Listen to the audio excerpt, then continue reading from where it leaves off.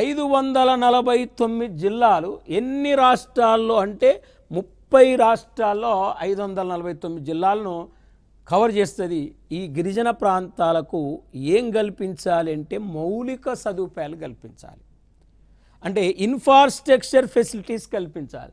మొత్తం ఈ పథకం అనేది దేశంలో దాదాపు 2740 బ్లాక్లను కవర్ చేస్తుంది. ఈ పథకం 2740 బ్లాకులు మొత్తం. ఇందులో ఈ గిరిజనులకు అంటే ఈ 63,000 గ్రామాల్లో 5 కోట్ల మంది గిరిజనులకు ఈ పథకం లబ్ధి చేకూరుస్తుందంటే 5 కోట్ల కుటుంబాలంటే మొత్తం ఈ పథకంలో 25 జోక్యాలు కలిగి ఉంటాయండి. అంటే విద్య, వైద్యము, త్రాగునీరు, రోడ్లు, విద్యుత్తు, టెలిఫోను ఇలాంటి 25 జోక్యాలను కలిగి ఉంటుంది ఈ పథకం. మొత్తానికి ఇక్కడ ఈ ప్రధానమంత్రి జన్జాతీయ ఉన్నత్ మహా అభియాన్ అనే స్కీమును తీసుకుంటే మొత్తం ఇది 17 మంత్రిత్వ శాఖలు ఈ పథకాన్ని స్పాన్సర్ చేస్తున్నాయి.